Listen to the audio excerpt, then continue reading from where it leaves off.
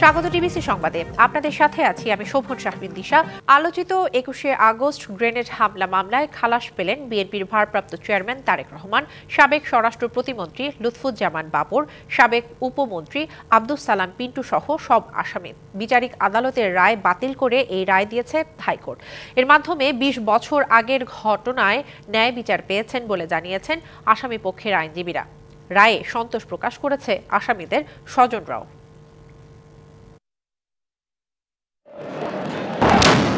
২০০৪ সালের ২১শে আগস্ট রাজধানী বঙ্গবন্ধু এভিনিউয়ে সন্ত্রাস বিরোধী জনসভার আয়োজন করে আওয়ামী লীগ। ওই জনসভায় তৎকালীন বিরোধী দলীয় নেতা শেখ হাসিনার বক্তব্য চলাকালে গ্রেনেড হামলা হয়। ওই হামলায় আওয়ামী লীগ নেত্রী আইভি রহমান সহ ২৪ জন নিহত হন। আহত হন ৩ শতাধিক নেতাকর্মী। এই ঘটনায় মতিঝিল থানায় হত্যা ও বিস্ফোরক আইনে ২টি মামলা করা হয়, তবে তদন্তে কোনো অগ্রগতি হয়নি। ২০০৭ সালে প্রথম একটি অভিযোগপত্র দাখিল করা হয়। পরে ২০০৯ সালে আওয়ামী লীগ ক্ষমতায় এসে আবার তদন্ত শুরু হয়। তখন হুজি নেতা মুফতি হান্নানের জবানবন্দিতে নতুন করে অভিযোগপত্র দাখিল করা হয়। তারেক রহমান সহ ২২ জনকে আসামি করা হয়। ২০১৮ সালের ১০ অক্টোবর দ্রুত বিচার ট্রাইব্যুনালের সাবেক স্বরাষ্ট্র প্রতিমন্ত্রী লুৎফুজ্জামান বাবর, সাবেক শিক্ষা উপমন্ত্রী আব্দুস সালাম পিন্টু, ডিজিএফআই ডিজি রেজাকুল হায়দার সহ ১৯ জনকে মৃত্যুদণ্ড দেয়।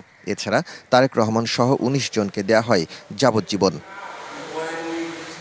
৬ বছর পর আপিলের রায়ে বিচারপতি একেএম আসাদুজ্জামান ও বিচারপতি সৈয়দ এনায়েত হোসেনের হাইকোর্ট বেঞ্চ সব আসামিদের খালাস দিয়ে বিচারিক আদালতের রায় বাতিল করে দেয়।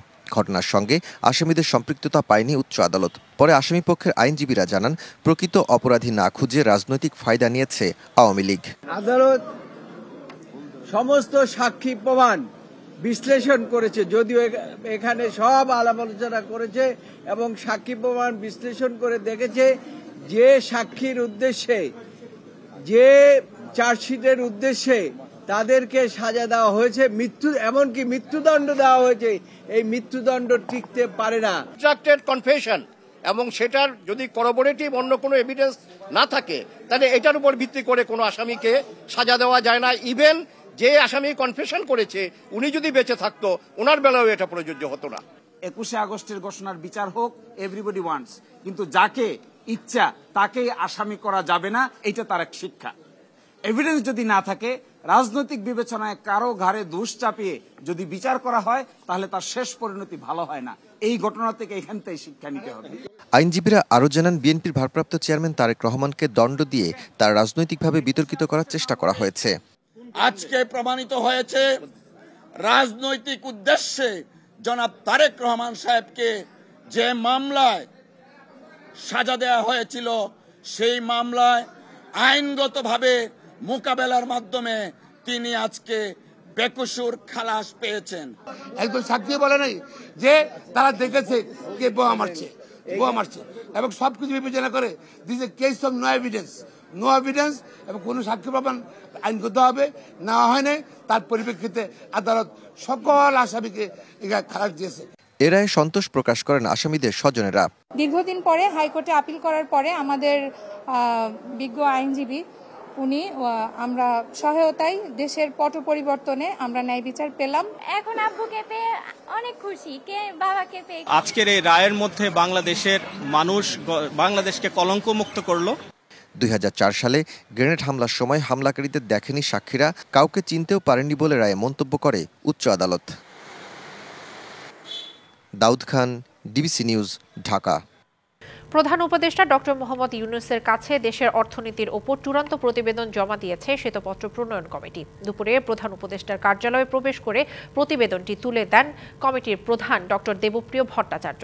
তবে এই বিষয়ে কোনো কথা বলেননি তিনি বা কমিটির অন্য কোনো সদস্য। জানা গেছে ২৫০ পৃষ্ঠার শ্বেতপত্রের ২২টি অধ্যায়ে গেল ১৫ বছরে আওয়ামী লীগ শাসনামলে অর্থ পাচার, ব্যাংক লুট, সরকারি দপ্তরের দুর্নীতিতে অর্থনীতির চাকা কতটা খাদের কিনারায় গেছে প্রতিবেদনে তা তুলে ধরা হবে। গত ৫ই আগস্ট সরকার পতনের পর সেই মাসেই দেশের অর্থনৈতিক অবস্থা তুলে ধরতে বিশিষ্ট অর্থনীতিবিদ ডক্টর দেবপ্রিয় ভট্টাচার্যের নেতৃত্বে ১২ সদস্যের শ্বেতপত্র প্রণয়ন কমিটি গঠন করা হয়। এই কমিটিকে ৯০ দিন সময় বেঁধে দেওয়া হয় প্রতিবেদন দাখিলের জন্য। গেল ১.৫ দশক দেশে কথা বলার কোনো জায়গা ছিল না। সেখানে মত প্রকাশের বড় ভূমিকা রেখেছে গবেষণা প্রতিষ্ঠান সিপিডি।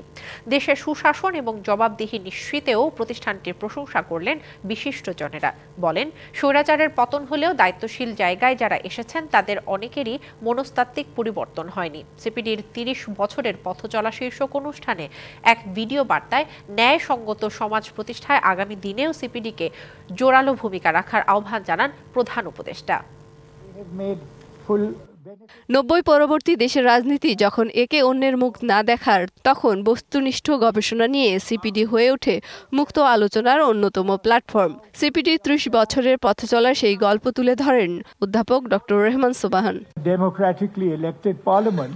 সংসদের বাইরে সরকার বিরোধী ও সুশীল সমাজের কথা বলার জায়গা করে দিয়েছে সিপিডি। নীতির সংকট নয়, বরং মাঝে মাঝে দেশে বড় সংকট হয়ে দাঁড়ায় তার বাস্তবায়ন। বিগত সরকার শেষ দিকে আলোচনার সব দরজা বন্ধ করে দিয়েছিল। এ সময় বক্তারা বলেন, সুশাসন ও জবাবদিহি নিশ্চিতে সিপিডি প্রথম আলোচনা শুরু করে। তো কিছুর মধ্যে যে সিপিডি তাদের কাজ চালিয়ে যেতে পেরেছেন। এ সময় বিএনপি নেতা আমির খসরু মাহমুদ চৌধুরী বলেন, জনগণের ভোটের অধিকার কেড়ে নিয়েছিল আওয়ামী লীগ সরকার, আর সেই ব্যবস্থা টিকিয়ে রাখতে পরে বাকি সব অধিকারও কেড়ে নেওয়া হয়। ডেমোক্রেটিক্যালি ওন করতে হবে জনগণের মধ্যে, পলিটিশিয়ানদের মধ্যে। এই জন্য আমরা এতদিন জনগণের ওনারশিপের কথা বলে আসছি বারবার, যে তাদের যেহেতু তারা ভোট দিতে পারছে না, ভোটাধিকার যখন কেড়ে নেবেন আপনি কিন্তু সাথে সাথে বাকি অধিকারগুলো কেড়ে নিতেই হবে আপনাকে। এ সময় সাংবাদিক মাহফুজ আনাম বলেন, স্বৈরাচার পতন হলেও দায়িত্বশীলদের মননে এখনো পরিবর্তন আসেনি। দিনের পর দিন অ্যাকাউন্টেবিলিটি এনশিওর করে এ ফ্রি মিডিয়া। পূর্ববর্তী সরকারের পতনের অন্যতম কারণ হচ্ছে সে মিডিয়ার গলা চিপে ধরেছিল। পরে এক ভিডিও বার্তায় সিপিডির কাজের প্রশংসা করেন প্রধান উপদেষ্টা। আহ্বান জানান ন্যায়সঙ্গত সমাজ প্রতিষ্ঠায় জোরালো ভূমিকা রাখার। একটি গণতান্ত্রিক, ন্যায়ভিত্তিক ও জবাবদিহিমূলক সমাজ প্রতিষ্ঠায় সিপিডি সবসময় সচেষ্ট থেকেছে। বাংলাদেশ এখন একটি গুরুত্বপূর্ণ সময় অতিক্রম করছে। আমি আশা করি সিপিডি অতীতের মতোই বর্তমানে ও আগামীতে তার বুদ্ধিবৃত্তিক অবদান অব্যাহত রাখবে। গবেষণা প্রতিষ্ঠানটির ৩০ বছর পথ চলার নানা চ্যালেঞ্জের কথা তুলে ধরেন বক্তারা। মেহের মনি, ডিবিসি নিউজ, ঢাকা। বাংলাদেশের ক্ষমতাচ্যুত প্রধানমন্ত্রী শেখ হাসিনার ঘনিষ্ঠ সাবেক মন্ত্রী সহ রাজনীতিক এবং ব্যবসায়ীদের বিপুল সম্পত্তির সন্ধান পাওয়া গেছে যুক্তরাজ্যে। এক প্রতিবেদনে তথ্য জানায় ব্রিটিশ গণমাধ্যম গার্ডিয়ান। বলা হয়েছে, যুক্তরাজ্যের আবাসন খাতে তাদের বিনিয়োগ করা সম্পত্তির পরিমাণ 40 কোটি পাউন্ড, অর্থাৎ 6,000 কোটি বাংলাদেশি টাকারও বেশি। বাংলাদেশ থেকে পাচার হওয়া অর্থ দিয়ে এসব সম্পত্তি কেনা হয়েছে বলে অভিযোগ রয়েছে। এদিকে অবজারভার এবং ট্রান্সপারেন্সি ইন্টারন্যাশনালের অনুসন্ধানে বলা হয়, যুক্তরাজ্যে শেখ হাসিনা ঘনিষ্ঠ ব্যক্তিদের নামে প্রায় 350টি সম্পত্তির সন্ধান পাওয়া গেছে। এর মধ্যে ফ্ল্যাট থেকে শুরু করে সুবিশাল অট্টালিকা রয়েছে। যুক্তরাজ্য ও দেশটির বাইরের বিভিন্ন প্রতিষ্ঠানের নামে এই সম্পত্তির অনেকগুলো কেনা হয়েছে। অনুসন্ধানে দেখা গেছে, অফশোর কোম্পানির মাধ্যমে কেনা ওই সম্পত্তির অনেকগুলোর মালিকানায় রয়েছেন সাবেক প্রধানমন্ত্রীর বেসরকারি শিল্প ও বিনিয়োগ বিষয়ক উপদেষ্টা সালমান এফ রহমান এবং দেশের অন্য একটি ব্যবসায়িক গ্রুপের পরিবারের সদস্যরা। এছাড়া সাবেক ভূমিমন্ত্রী সাইফুজ্জামান চৌধুরী, নাসা গ্রুপের চেয়ারম্যান নজরুল ইসলাম মজুমদার এবং তাদের পরিবারের সদস্যদেরও বহু সম্পত্তির মালিকানা রয়েছে। দেশের ক্রান্তিকালে পাশে দাঁড়িয়েছিল সেনাবাহিনী। সবাই মিলে একসাথে কাজ করলে ক্রান্তিকাল কাটিয়ে ওঠা সম্ভব বলে জানিয়েছেন সেনাপ্রধান জেনারেল ওয়াকারুজ্জামান। সকালে ঢাকা সেনানিবাসে আর্মি মাল্টিপারপাস কমপ্লেক্সে খেতাবপ্রাপ্ত বীর মুক্তিযোদ্ধা, সেনা এবং শান্তিকালীন পদকপ্রাপ্ত সেনা সদস্যদের সংবর্ধনা অনুষ্ঠানে এসব কথা বলেন তিনি। মুক্তিযোদ্ধাদের অবদানের কথা স্মরণ করেন সেনাপ্রধান। আরও বলেন, দেশের শান্তি রক্ষায়, আইন শৃঙ্খলা রক্ষায় সেনাবাহিনী কাজ করে যাচ্ছে। অনুষ্ঠানের শুরুতেই মুক্তিযুদ্ধের সময় বীর মুক্তিযোদ্ধাদের বীরত্ব গাথা এবং শান্তিকালীন পদকপ্রাপ্ত সেনা সদস্যদের কর্মকাণ্ডের সারসংক্ষেপ তুলে ধরা হয়। অনুষ্ঠানে বীর মুক্তিযোদ্ধা, তাদের পরিবারের সদস্য, ঊর্ধ্বতন সামরিক কর্মকর্তারা উপস্থিত ছিলেন। একটু ডিফিকাল্ট সময় পার করতে হবে আমাদের, এবং আমরা যেন দেশ এবং জাতিকে একটা ভালো জায়গায়, একটা নিরাপদ জায়গায় নিয়ে যেতে পারি। আমরা সবাই মিলে যদি কাজ করি, ইনশাল্লাহ আমরা এই দেশের এই ক্রান্তি লগ্ন থেকে দেশকে উদ্ধার করতে সক্ষম হব। একটা শান্তি সুশৃঙ্খল ভবিষ্যতের দিকে যেতে সক্ষম হব। বাংলাদেশ সকল দেশকে বন্ধু হিসেবে দেখতে চায়, প্রভু হিসেবে নয়, এমন মন্তব্য করেছেন জামায়াতে ইসলামের আমির ডাক্তার শফিকুর রহমান। সকালে খুলনায় খান জাহান আলী থানা জামায়াতের কর্মী সম্মেলনে প্রধান অতিথির বক্তব্যে তিনি এসব কথা বলেন। দেশ এখনো জঞ্জাল মুক্ত হয়নি উল্লেখ করে তিনি বলেন, এখন জনগণের ঐক্যের বিকল্প নেই। আওয়ামী লীগ সরকারের সমালোচনা করে তিনি বলেন, বিগত সরকার দেশকে কারাগার বানিয়েছিল, শীর্ষ নেতাদের ফাঁসি এবং কারাদণ্ড দিয়ে তারা জামাতকে ধ্বংস করতে চেয়েছিল বলেও উল্লেখ করেন তিনি। এছাড়া তিনি আরো বলেন, জুলাই আগস্টের আন্দোলনে যারা জীবন দিয়েছে তাদের স্বপ্ন বাস্তবায়ন করতে হবে।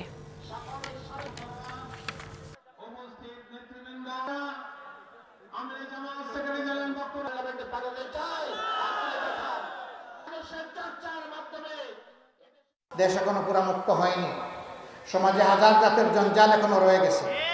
ওই জঞ্জাল আমাদেরকে পরিচ্ছন্ন করে ফেলতে হবে ইনশাআল্লাহ। যেই বাংলাদেশ বিদেশে সবাইকে বন্ধু হিসাবে দেখবে, কাউকেই প্রভু মেনে নেবে না, আল্লাহ ছাড়া কারো কাছে মাথা নত করবে। যেদিকে হাত বাড়াবো সেই দিকে বন্ধুর হাত পেতে চাইব, কোনো আগ্রাসী হাত আমরা দেখতে চাই না। 4 দিন পর স্বাভাবিক হতে শুরু করেছে চট্টগ্রাম আদালতের কার্যক্রম। এদিকে আইনজীবী সাইফুল ইসলাম আলিফ হত্যার ঘটনায় শোক মিছিল করেছে চট্টগ্রাম জেলা আইনজীবী সমিতি। চট্টগ্রাম আদালত থেকে সরাসরি যুক্ত হচ্ছেন সহকর্মী মুজিবুল হক, আমরা কথা বলবো তার সাথে। মুজিবুল, চট্টগ্রামের আইনজীবীদের শোক মিছিলে সর্বশেষ তথ্য জানাবেন, পাশাপাশি জানাবেন এর পরবর্তীতে আর কোনো কর্মসূচি আছে কিনা। চট্টগ্রামে আইনজীবী সাইফুল যে হত্যাকাণ্ডের ঘটনা, সেই ঘটনায় তার যে সহকর্মীরা অর্থাৎ চট্টগ্রাম জেলা আইনজীবী সমিতির সহ চট্টগ্রাম আদালত পাড়ার সর্বস্তরের নেতা আইনজীবীরা কিন্তু এখানে বিক্ষোভ করছেন। অর্থাৎ এটি তাদের পূর্ব ঘোষিত একটি শোক র্যালি। এখান থেকে মূলত সাইফুল হত্যাকাণ্ডে যারা জড়িত, বিশেষ করে চিন্ময় দাসের অনুসারী যারা, তাদের আইনের আওতায় আনার এক ধরনের দাবি করা হচ্ছে এবং যারা এই হত্যাকাণ্ড ঘটিয়েছে তাদের দ্রুতই আইনের আওতায় আনানোর আসলে দাবি করা হচ্ছে। আমরা একজন কথা বলতে চাই, একটু জানাবেন যে মামলা তো হয়েছে এই ঘটনায়, আপনাদের কি দাবি এখন? আমাদের দাবি অবিলম্বে এই সন্ত্রাসীদের গ্রেপ্তার, খুনিদের গ্রেপ্তার দাবি করছি এবং ইসকনকে নিষিদ্ধ করার দাবি করছি। আমরা আইনজীবীর রক্ত বৃথা যাবে না। বাংলাদেশে কোনো সাম্প্রদায়িক স্থান নেই। সাম্প্রদায়িক 20 যারা ছড়াচ্ছে তারা দেশের শত্রু, জাতির শত্রু, তাদের সাথে কোনো আপোষ নেই। ধন্যবাদ। দিশা শুনছিলেন যে আইনজীবীরা বলছেন যে সাইফুলকে যেভাবে নির্মমভাবে হত্যা করা হয়েছে, যেভাবে অস্ত্রের ধারালো আঘাতে তাকে যেভাবে রক্তাক্ত করা হয়েছে, সেই ঘটনার সাথে যারা মূলত জড়িত তাদেরকে দ্রুত আইনের আওতায় আনতে হবে। পাশাপাশি যারা এই এক ধরনের সাম্প্রদায়িক দাঙ্গা থেকে শুরু করে অরাজকতা করার চেষ্টা করছে তাদেরকে দ্রুতই আইনের আওতায় এনে সর্বোচ্চ শাস্তি সেটি নিশ্চিত করতে হবে। তো সব মিলিয়ে মানে এখন যে শোক মিছিল সেটি এখান থেকে চট্টগ্রামের যে আদালত পাড়া সেখান থেকে শুরু হচ্ছে, বেশ কয়েকটি গুরুত্বপূর্ণ সড়ক প্রদক্ষিণ করবে। এখান থেকে সাইফুল হত্যাকাণ্ডের সর্বোচ্চ বিচার আসলে দাবি করা হচ্ছে। তো সব মিলিয়ে ছিল আমার কাছে চট্টগ্রাম থেকে খবরাখবর। মুজিবুল, ধন্যবাদ আপনাকে। সরকারের কাছে সিভিল সার্ভিসে ক্যাডার শব্দটি বাদ দেওয়ার সুপারিশ করবে জনপ্রশাসন সংস্কার কমিশন। সকালে সচিবালয়ের কমিশনের বৈঠক শেষে জনপ্রশাসন মন্ত্রণালয়ের সিনিয়র সচিব মোহাম্মদ মোখলেসুর রহমান সাংবাদিকদের এই কথা জানান। বলেন, ক্যাডার শব্দটি নেতিবাচক হওয়ায় তা বাদ দেওয়ার সুপারিশ করা হবে। সংশ্লিষ্ট যে দপ্তরে কাজ করবেন সেই দপ্তরের নাম যুক্ত হবে এমন প্রস্তাবনা দেওয়া হচ্ছে। এছাড়া আমলাতান্ত্রিক জটিলতা রোধ করে সেবার কাজকে আরও সহজ কাঠামোগত পরিবর্তনের বিভিন্ন সুপারিশ করবে জনপ্রশাসন সংস্কার কমিশন। এসি ল্যান্ড এবং ভূমি অফিসে দুর্নীতি সবচেয়ে বেশি হচ্ছে বলে জানান তিনি। আমলারাই আমলাদের বড় শত্রু মন্তব্য করে তাদের আরও জনবান্ধব হতে মানসিক পরিবর্তন দরকার বলে জানান জনপ্রশাসন সংস্কার কমিশনের চেয়ারম্যান।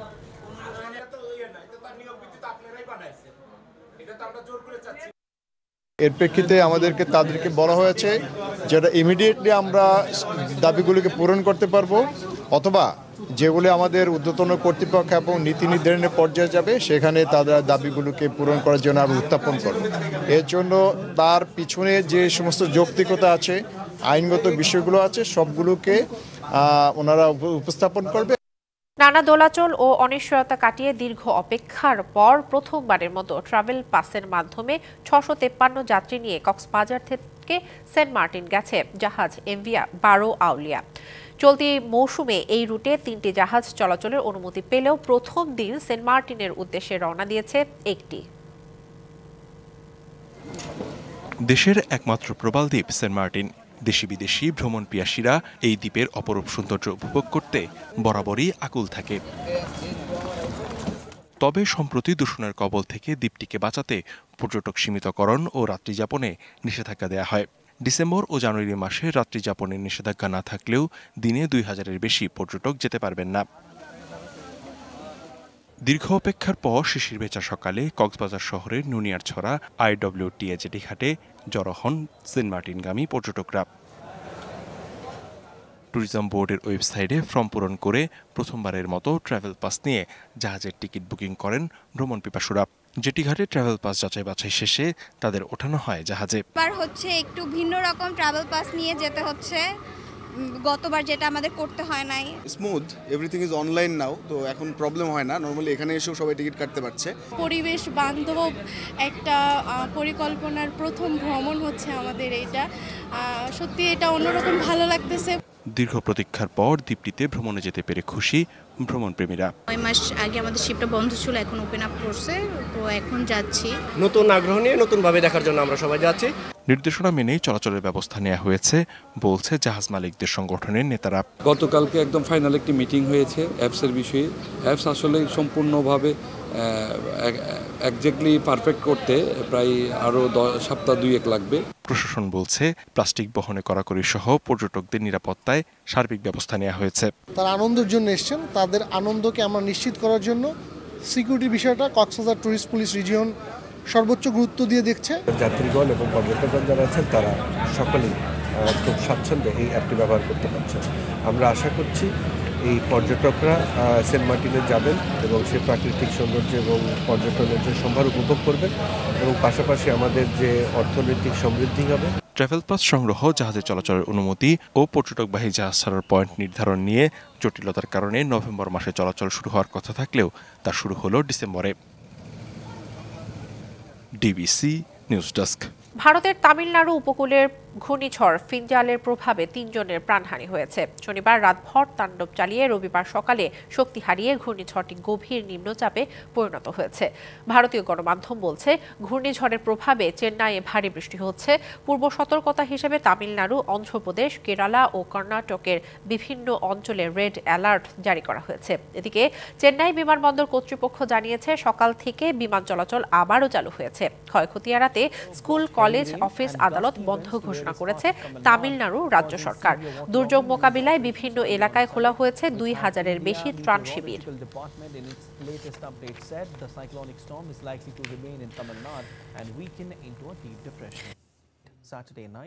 এবার ত্রিপুরার রাজধানী আগরতলার ILS হাসপাতালও বাংলাদেশিদের চিকিৎসা না দেওয়ার ঘোষণা দিয়েছে।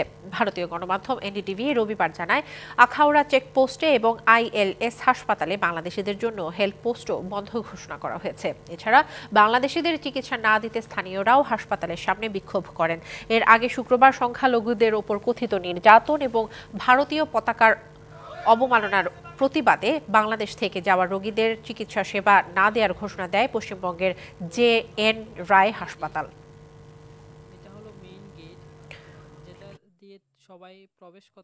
জাতীয় দলের হয়ে খেলার মতো মানসিক অবস্থায় নেই সাকিব আল হাসান, এমন মন্তব্য করেছেন বিসিবি সভাপতি ফারুক আহমেদ। তার দেশে খেলার বিষয়টি বিসিবির হাতে নেই বলে উল্লেখ করেছেন বিসিবি সভাপতি।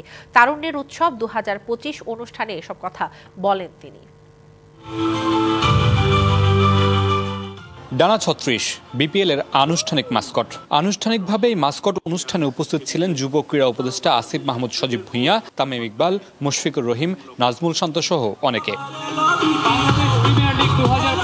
জাকজমক আয়োজনের মধ্য দিয়ে বিপিএল এর মাস্কট উন্মোচন করা হয় তারুণ্যের উৎসব 2025 অনুষ্ঠানে। বিপিএল এর মাঠের বাইরের আয়োজনের পাশাপাশি মাঠের খেলা ভালো হবে বলে আশাবাদ ব্যক্ত করেছেন বিসিবি সভাপতি।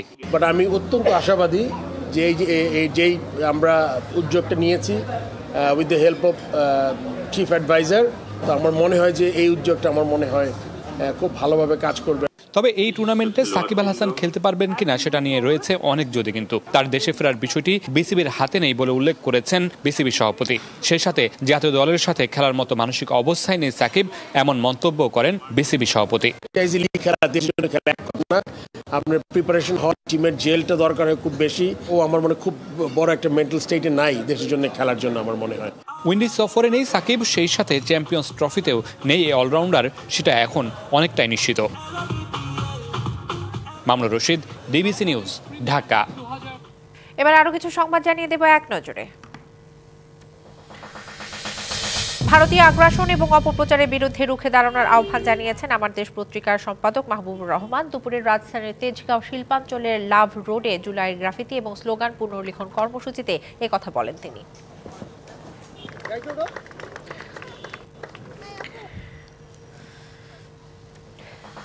অন্তর্বর্তী সরকারের নেওয়া নানান পদক্ষেপ বাস্তবায়নে নৌবাহিনীর সহযোগিতা অব্যাহত রেখেছে। সমুদ্রভিত্তিক অর্থনৈতিক কর্মকাণ্ডে অগ্রণী ভূমিকা রাখতে নৌবাহিনীকে যুগ উপযোগী এবং প্রযুক্তি সম্পন্ন বাহিনী হিসেবে গড়ে তোলা হচ্ছে। সকালে পটুয়াখালীর বানৌজা শেরি বাংলা প্যারেড গ্রাউন্ডে শিক্ষা সমাপনী কুচকাওয়াজে একথা বলেন নৌবাহিনী প্রধান অ্যাডমিরাল এম নাজমুল হাসান। নানা আয়োজনের মধ্য দিয়ে মোংলা বন্দরের ৭৪তম প্রতিষ্ঠা বার্ষিকী পালন করা হয়েছে। সকালে বর্ণাঢ্য শোভাযাত্রা বের হয়ে বন্দর জেটিতে গিয়ে শেষ হয়। বন্দর কর্তৃপক্ষের chairman rear admiral Shahin Rahman balloon উড়িয়ে দিবসটি উদ্বোধন করেন। সর্বোচ্চ বন্দর ব্যবহারকারী এবং কর্তৃত্বপূর্ণ কাজের জন্য কর্মকর্তা কর্মচারীদের ক্রেস্ট প্রদান করা হয়। পঞ্চগড়ে গুম ও হত্যা মামলায় জামিন নামঞ্জুর করে সাবেক রেলপথ মন্ত্রী নুরুল ইসলাম সুজনকে কারাগারে পাঠিয়েছে আদালত। সকালে সিনিয়র জুডিশিয়াল ম্যাজিস্ট্রেট আদালতে তাকে হাজির করা হলে বিচারক জামিন আবেদন নামঞ্জুর করেন। বৈষম্য বিরোধী ছাত্র আন্দোলনে অংশ নিয়ে গুম হয় আল আমিন।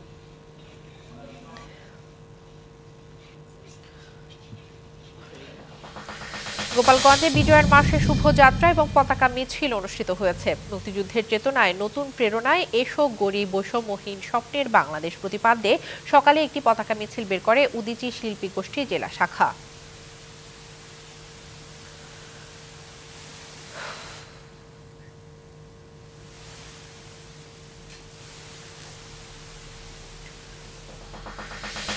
ঢাকার মিরপুর ডিওএইচএস এ এক্সিম ব্যাংকের ১৫২তম শাখার উদ্বোধন করা হয়েছে। মিরপুর ডিওএইচএস শাখার অনুষ্ঠানের প্রধান অতিথি ছিলেন ব্যাংকের চেয়ারম্যান মোহাম্মদ নজরুল ইসলাম স্বপন। সভাপতিত্ব করেন ব্যাংকের ব্যবস্থাপনা পরিচালক এবং প্রধান নির্বাহী মোহাম্মদ ফিরোজ হোসেন।